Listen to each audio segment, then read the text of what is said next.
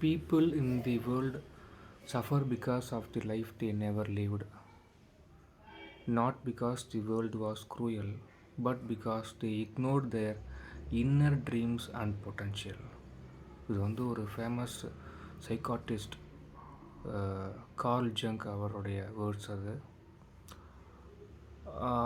ஒரு கலைஞனுக்கு வந்து ஒரு கலையை உருவாக்க ஒரு துணிவு இல்லைன்னு வச்சுக்கோங்களேன், அவன் என்ன பண்ணுவான் தெரியுமா? ஒரு கிரியேட்டரை போய் அவன் வந்து விமர்சனம் செஞ்சுட்டு உட்காந்துருப்பான். அதே மாதிரி ஒரு காதலிக்க ஒரு துணிவு இல்லாத ஒரு நபர் வந்து ஒரு காதலை வந்து கொச்சைப்படுத்துவான், இல்லைனா கேலி செய்வான். ஒரு ஃபிலாசபர் இல்லைனா ஒரு ஒரு ஒரு தத்துவத்தில் வந்து உறுதி இல்லாத ஒரு சிந்தனையாளர் வந்து மற்றவங்க மற்றவங்க வந்து நம்பிக்கை வச்சுருப்பாங்க பார்த்தீங்களா, அந்த நம்பிக்கையை வந்து இழிவுபடுத்துவார். அவருக்கு ஒரு விஷயத்துலையே எதுலேயுமே நாட்டம் இல்லை, ஆனால் மற்ற ஏதோ ஒரு விஷயத்தை வந்து நம்பி இருப்பான், அதையும் வந்து கிரிட்டிசைஸ் பண்ணிட்டு உட்காந்துருப்பாங்க. அதை வந்து அவர் சொன்னார், deep inside they know that life you criticise was mean for you. நீங்கள் இப்போ இழிவுபடுத்திகிட்ருக்கிற இந்த வாழ்க்கையை தான் நீங்கள் வாழ போகிறீங்க.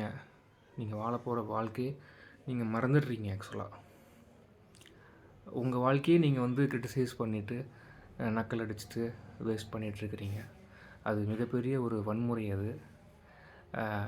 ஆக்சுவலாக இதனால தான் ரீசன்ட் டேஸாக ஆன்சைட்டி, மனக்கசப்பு, மனக்குழப்பம், டிப்ரெஷன் இந்த வார்த்தைகள்லாம் ரொம்ப அதிகமாக வர்றதுக்கு காரணமே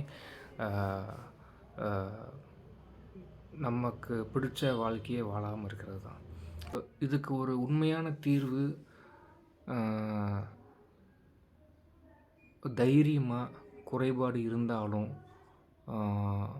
உண்மையாக ஒரு வாழ்க்கையை வாழ தொடங்குவது தான் இதற்கு வந்து ஒரு தீர்வாக அமையும். தயவு செஞ்சு ட்ரை பண்ணுங்கள். உங்கள் வாழ்க்கையை பிடிச்ச மாதிரி வாழ்கிறதுக்கு யாரையும் ஹர்ட் பண்ணாமல் ஒரு விழிப்புணர்வோடு செயல்படுங்க. தேங்க்யூ.